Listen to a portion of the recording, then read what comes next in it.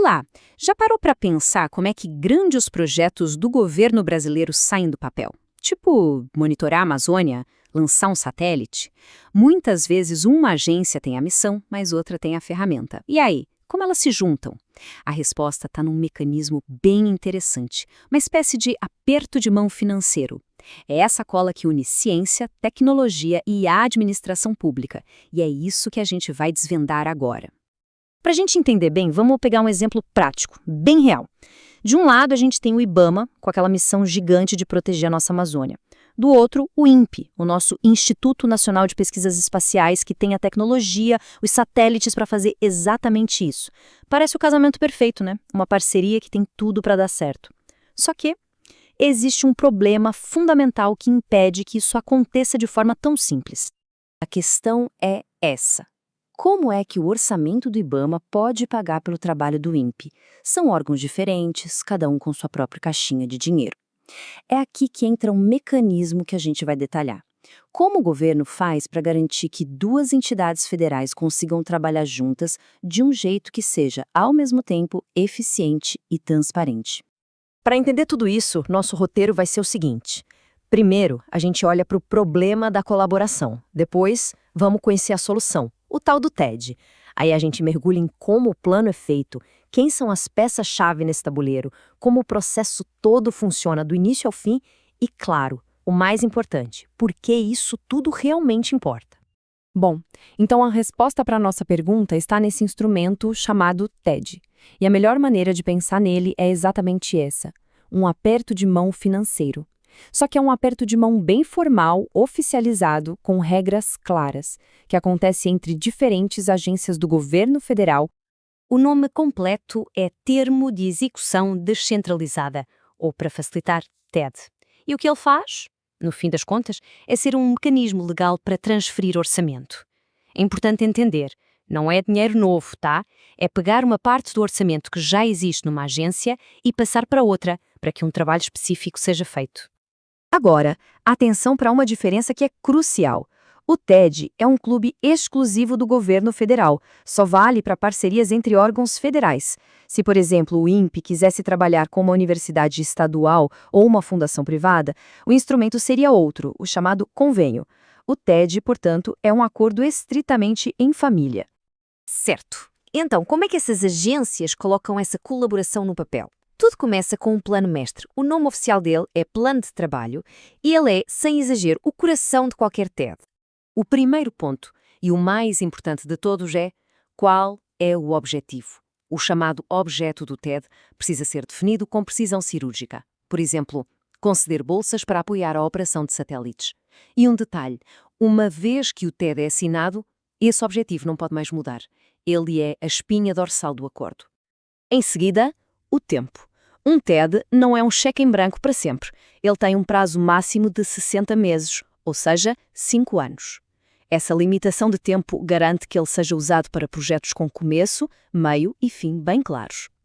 E claro, vamos falar do dinheiro. O orçamento federal se divide em duas grandes gavetas. Uma é a de custeio, que paga as despesas do dia-a-dia como serviços, viagens, material de consumo. A outra é a de capital, usada para comprar bens duráveis como equipamentos, servidores ou para fazer obras. O plano de trabalho do TED tem que dizer direitinho como os recursos vão ser divididos entre essas duas categorias. E se o projeto for mais complexo ainda e precisar de um terceiro parceiro? Bom, o TED permite uma coisa chamada subdescentralização. Pensa nisso como uma subcontratação dentro do próprio governo. Por exemplo, a Agência Espacial Brasileira, a AEB, financia o INPE, que por sua vez precisa do CNPq para administrar as bolsas de pesquisa. O TED autoriza esse fluxo de dinheiro em cascata, desde que todo o mundo na jogada seja o órgão federal.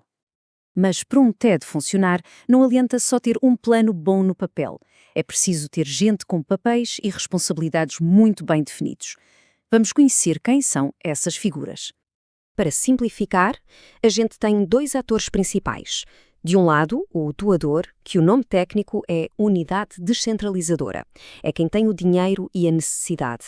Essa unidade aprova o plano e, no final, confere os resultados. Do outro lado, o executor, ou unidade descentralizada. É quem tem a especialidade para fazer o trabalho acontecer. Recebe os fundos, executa o plano e, claro, presta contas de tudo. E para garantir que essa parceria dê certo, cada uma das agências indica um fiscal. Mas calma, essa pessoa não é um auditor no sentido de procurar erro. Pensa mais como um monitor do projeto. A função dele é acompanhar a execução, ajudar a resolver problemas e garantir que o que foi combinado lá no plano de trabalho seja realmente entregue. Certo. Agora que a gente já conhece as peças e o plano, vamos ver o ciclo de vida completo de um TED. Da ideia inicial até a sua conclusão.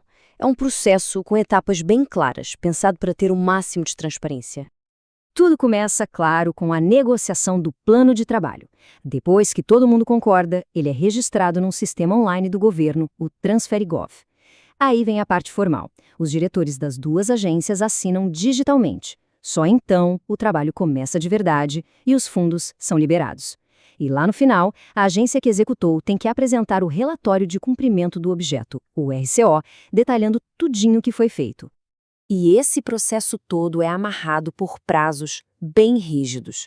A transparência é chave. O TED tem que ser publicado online em até 20 dias depois de assinado.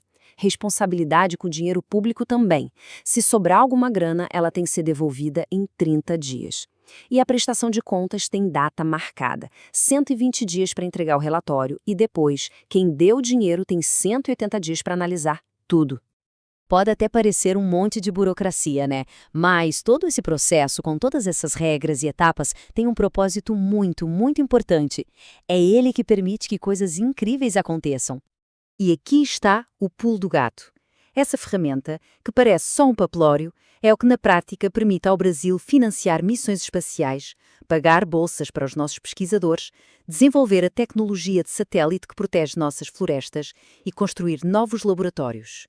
Por trás de cada um desses avanços, pode apostar que muitas vezes existe uma colaboração de sucesso que só foi possível por causa desse aperto de mão financeiro.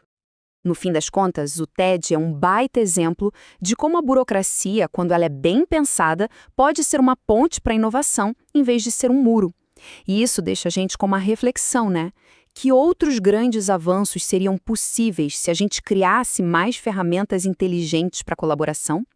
Vale a pena pensar nisso.